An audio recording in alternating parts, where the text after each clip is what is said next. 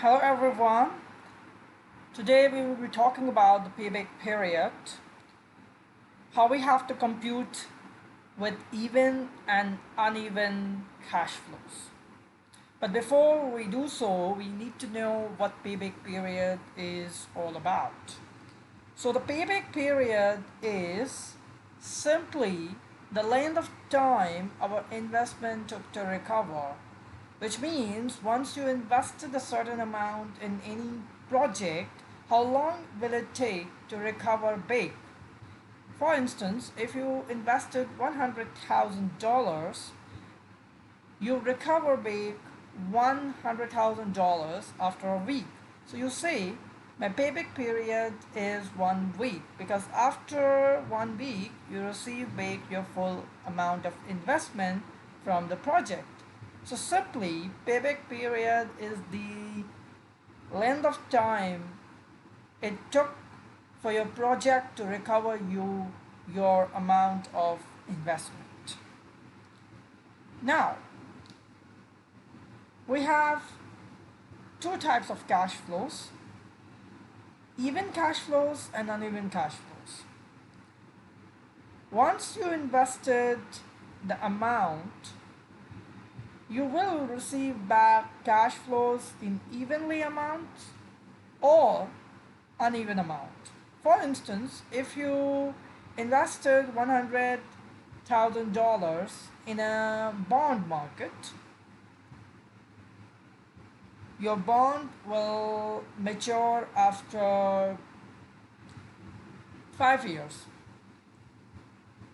In each year, you receive $20,000.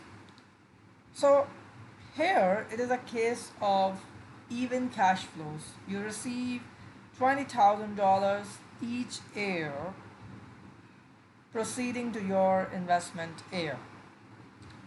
So in this case, we deal with even cash flows and we have different way to compute the payback period in this case. What if you invested your investment of 100,000 in a project which received you uneven cash flows? In the preceding years, you will receive different cash flows, rather even cash flows. Sometimes you receive $20,000, sometimes you receive $40,000, sometimes you receive nothing. So in this case, we have a different technique to compute payback period. So let's begin with the even cash flows payback period technique. So here on your screen, the problem. Suppose you have invested $100,000. As you see, you invested, so we have a cash outflow which we recorded in a brackets.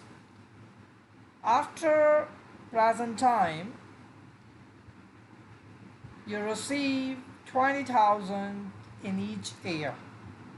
As you see on your screen, you receive 20,000 from year 1 till year 6. So in this case, how we have to compute the payback period? We have a formula which is the investment divided by the net cash flows per year. So in this case, we invested 100,000. If you divide it by the per year cash flow which we receive each year, which is 20,000, you will compute your payback period. So we have 100,000 as our investment and 20,000 as our cash flows per year, so we can simply got our answer of 5 years, right? Now what if our cash flows are uneven? As you see, we have a same investment of 100,000, but we receive back cash in uneven cash flows. In first year we receive 20,000, in the second year we receive 30,000, and in the third year we receive 10,000. So these cash flows are not even, not equal, but uneven. So in this case, we use a cumulative cash flow technique to compute the payback period. So what we do is, in the first year we accumulate 20,000. In the second year we receive more 30,000. So we can say we accumulate total 50,000. By adding up 30,000 into 20,000, we have 50,000 in total. Likewise, in third year, we more receive 10,000. So now we have 60,000 because we have 50,000 until the second year. We add 10,000 of this year. So we can say we have 60,000 in total. Likewise, we have 40,000 new payment in the fourth year.